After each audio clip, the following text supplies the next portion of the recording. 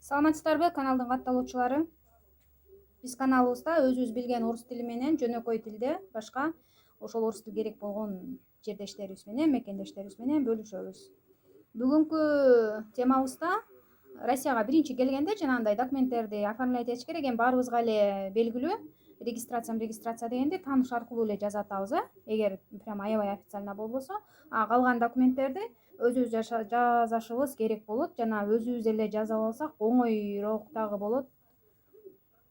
Арзан, бекер болот да почти что. Кээ бирини акчага жашатышыңыз керек. Картага любой эле банкка эми өзүңүз барышыңыз керек. Өзүңүздөн башка эч ким жазабайт картаны. Мен Сбербанктан алган карталарым бар. Ошол Сбербанктагы эле ситуацияны айтып берем. Карта деген слово женского рода. Ошон үчүн она деген суроого она деп кошуп сүйлөчү сөздөргө окшош болуп сүйлөнөт. Женщина, девочка, занавеска, книга деген сыяктуулардай болот. Карта моя, карта кредитная, карта зарплатная. Кандай карта керек сизге? Карта дебетовая, карта временная. Барганда биринчи кээ бир немелер временный эле карта берет дагы. Кыргызчада мына ушинтип айтабыз, карта дейбиз дагы, временный деп коебуз. Орус тилинде туура айтыш үчүн временная, моя, личная деп айтышыбыз керек болот картаны. Обычный карта эле берди деп коебуз кыргызчада, орус тилинде обычная карта. Мне дали обычную карту, у меня обычная сбербанковская карта деп айтат экенбиз. Первая карта, у меня это уже вторая карта, экинчи картам деген сөздү билдирет экен. Демек, картаны она деген сөзгө кошуп сүйлөчү варианттар менен сүйлөйт экенбиз. Эми кирдиңиз банкка, анан сизди жанагы сразу эле тосуп алып очередь ал дейт, очередь алганда сурайсыз да, кандай очередь алам деп. Карта боюнча кимден сурасам болот деген сөздү у кого могу спросить насчет карты деп айтат экенбиз. Карта жөнүндө, карта боюнча кимден сурасам болот? У кого? Кимден? Айлык алууга керектүү карта ачышым керек. Мне нужно открыть зарплатную карту. Ошол банктан ачып кел деп жиберет кээ бир ишканалар. Именно ошол банктыкы эле керек болот бизге деп. Ошондо зарплатную деп айтат экенсиз. Эгер өзүңүз эле ача тургансыз, обычную дебетовую карту, кредитке алып аткан болсоңуз, кредитную карту деп туруп кандай алат экен айта албайм. Какую деп сураганда суроо келсе, сразу эле зарплатную, дебетовую, кредитную, обычную, первую, вторую деп айта берет экенсиз.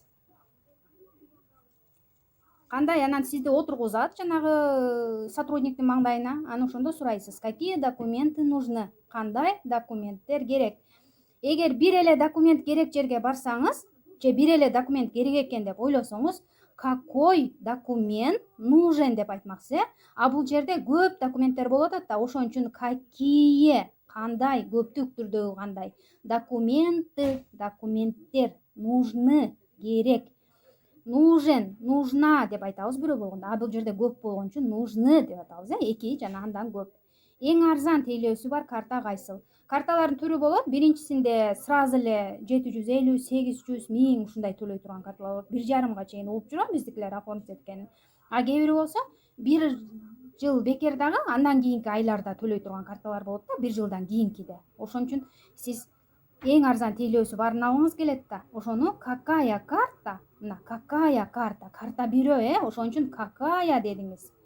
Эгер көп карта жөнүндө сурасаңыз, какие карты деп айтасыз. Бирөөнү сурап аткан болсоңуз, какая карта с самым дешевым обслуживанием? Эң арзан тейлөөсү бар карта кандай карта деп сурадыңыз. Эгер эң арзан тейлөөсү бар карталар жөнүндө сураңыз келсе, какие карты с самым дешевым обслуживанием деп эле сурай бересиз. Могу эки сөздүн эле окончаниясын алмаштырып, какие карты. Анан сизге айтат, биринчи 750 сом анан бекер, болбосо 1 жыл бекер, андан кийин 60 сом, 80 сом деп ошондон керектүүсүн тандап аласыз. Андай мындай деп айтты. Биринчи салганда эле азыр картага акча салышыңыз керек болот да. Мен бир картам ошондой 750 рубль төлөп сатып алгам дагы 1 жылбы, 2 жылбы бекер пайдалангам. Азыр кандай билбейм, азыр менден 60 рубльдан алат. Мен онлайн банк пайдаланам, ошон үчүн 60 рубльдан алат обслуживаниесине.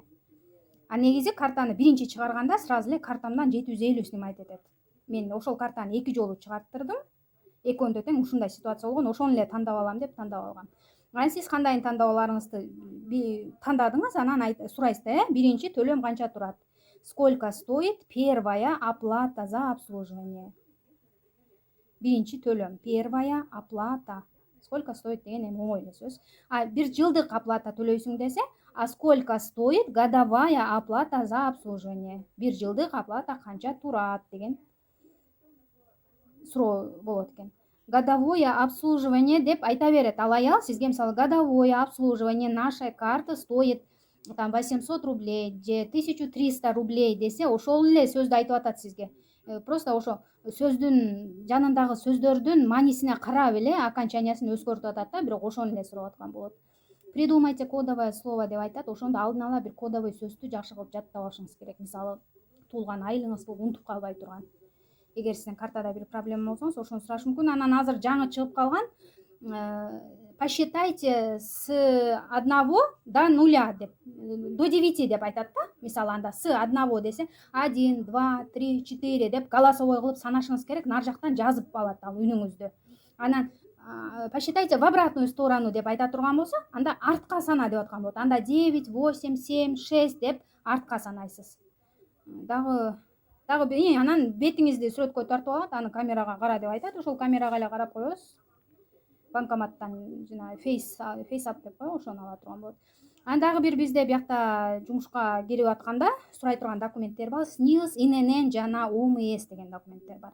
СНИЛС деген бул сиз эгер официально иштеп, налог төлөп иштей турган болсоңуз, мен мисалы неофициальный эле иштейм, мен эч кандай налог төлөбөйм Россияга. Ошон үчүн мен гражданство алсам дагы, албасам дагы булардын пенсиясынан үмүт кыла албайм да. Мен эгер гражданство алсам дагы булар мага эң минимальный эле пенсияны эле берип коюшу мүмкүн. 2,5–3 миң азыркы минимальный пенсиясы менин угушум боюнча.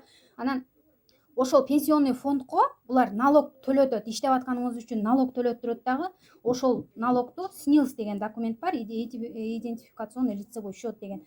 Ошол сиздин счетуңузга которот да, ошон үчүн керек бул документ. СНИЛСти бир барганда жанагындай кагаз түрүндө эле берип коет. Сиз ошол документти такыр жоготпошуңуз керек. Кайра кийин барсаңыз, ал акчага берилет болуш керек. Биринчи өзүңүз барганда пенсионный фонд деген организация бар. Биз жакта пенсия бере турган жерлер, ошол пенсия оформить эте турган жерлер. Биз жакта соцфонд деп коет. Буларда пенсионный фонд дейт. Ошол жака барып өзүңүз эле бекер алып алсаңыз болот. Бекер берет, бекер эле алганмын. Кичинекей балдарыма да алганмын мен. Азыркы 7 жаштагы балам 3-4 жашында келген, ошол кезде ага дагы алганмын да. Баарына өмүрүндө бир эле номер менен берилет. Сиз кайра жогот десеңиз, кайра эле ошол номер менен берилет. Ошон үчүн жоготпогонго аракет кылышыңыз керек. Бул СНИЛС эч качан номери өзгөрүлбөйт. Кайра 5 жолу жоготуй, 5 жолу алсаңыз деле. Ошон үчүн жоготпогонго аракет кылыш керек. СНИЛСти алыш үчүн пенсионный фонд деген жерге барасыз дагы. Мына могул документтер керек болот. Миграционка, жанагы аэропорттон киргениңиздеги 4 чарчы кагаз, миграционка деп эле коебуз. Миграционный карта деп айтабыз кыргызчасында. А орусча туурасы миграционная карта. Регистрация, паспорт, перевод паспорта. Перевод паспорт деп эле коебуз кыргызчасы. А орусчасынын туура айтылышы перевод паспорта. Ушул документтерди алып барсаңыз, сразу эле чыгарып берет. Ошол жерден чыгарып эле бир күндө эле колуңузга карматат. Канчалык эрте барсаңыз, ошончолук эрте алып кетип каласыз. ИНН деген документ бар. Бул дагы бир эле жолу берилет. Налоговый дагы сиздин номериңиз болот. Буга дагы миграционка, паспорт, регистрациянан переводду билбейм. Бирок муну эгер сиз орусчадан кыйналып жакшы билбесеңиз, муну оформление кылыш үчүн ИННди бирөө менен чогуу барышыңыз керек. Себеби сиз кайсы жерде төрөлдүңүз, кайсы көчөдө төрөлдүңүз, эмне деген кичине мындай сложныйраак суроолору бар. Ошон үчүн же багы ИННден кагазды алып, сиз менен барчу эч ким жок болсо кагазды алып үйүңүзгө келиңиз дагы, үйдө ошону толтурганды билген кишиге толтуруп алып, кайра эртеси барышыңыз керек. Эгер сиз менен бара ала турган киши болсо, сразу эле ошол толтурганды билген кишини кошо ээрчитип алып барып өзүңүз толтурсаңыз болот. ИНН дагы бекер берилет. 500 миң сомго кыргыз балдар жасап берет, бирок эми биринчи келгенде 500 сом, 1000 сом деген көп эле акча да, биякта. Ошон үчүн бекер эле үйдө отура бергенден көрө регистрацияңыз колуңузга тийсе, өзүңүз жууруп барып бекер алып алганыңыз жакшы. ОМС деген бар болот, обязательная медицинская страховка. Эгер Кудай сактасын, сиз ооруп же бир нерсе болуп калсаңыз, ушу ОМС менен смело поликлиникаларга барып, больницаларга көрсөтүп, бекер көрүнсөңүз болот да. Официально иштесеңиз, ОМСиңиз дагы действующий болот. Кээ бир неофициально алып алганда мага окшошуп улам ОМСтин номерин текшерип турушуңуз керек болот. Ошо действиеси дагы эле бүттүбү же жаап койдубу? Кээ бир ОМСтерди жаап коет. бирок биринчи айда действовать эте берет болуш керек менин билишим боюнча. ОМС алыш үчүн страховая компания деген компаниялар бар. Ошол любой эле страховая компанияга барып чалып силер Кыргызстанга бересиңерби деп ооба десе бара берсеңиз болот. Могул документтериңерди алып барышыңыз керек. Паспорт, СНИЛС, перевод. Ушуларды анан өзүңүздүн номериңиз болуш керек обязательно. Өзүңүзгө катталган телефон номер болсо андан жакшы. Себеби биринчи барганда сизге временный деген эле мындай эле бир көк кагазын берип коет. Ошол кагазды берген күндөн баштап 1 айдабы, 2 айдабы баягы ОМСтин оригиналы даяр болот. ОМСтин оригиналы даяр болду деп сиздин ошо биринчиде көрсөткөн телефонуңузга СМС келет. Жана бирөөгө жазатып алып атышат го временный ОМСти. Ошондо баягы жазап берген киши өзүнүн телефонун айтып коет экен дагы, кийин ОМСим даяр болдубу, даяр болбодубу деп жүрө берет экенсиз. Менин балам ошондой болду. Бирөөгө 1000 сомго жумуштан бир бала жазатып берем деп жазатып алган экен ошо балага. Эми ал бала Кыргызстанга кетип калыптыр.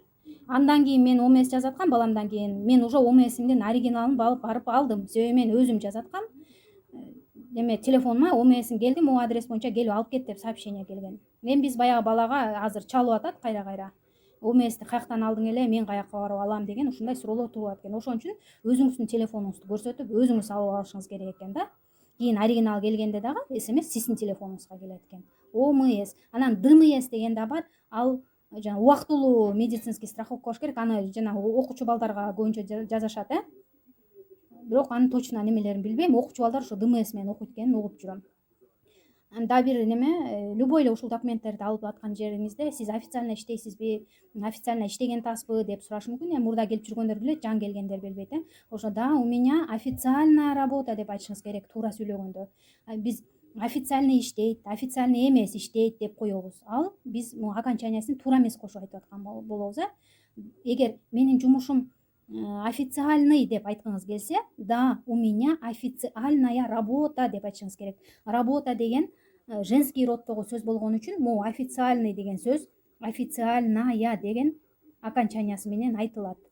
Эгер официально иштейм деп айткыңыз келсе, я работаю официально деп ушул сөздүн өзү эле кетет экен. Могу ая дегени работа дегенге байланды экөө. Ошон үчүн муну официальная работа деп айтышыңыз керек болот экен туура айтканда. Каналыбызга катта элек болсоңуз катталыңыздар, башка видеолорду дагы көрүп туруңуздар. Класс басканды унутпаңыздар. Жан келгендер болсо ушул видео менен поделиться деп башка сеттер аркылуу бөлүшүп койсоңуздар болот.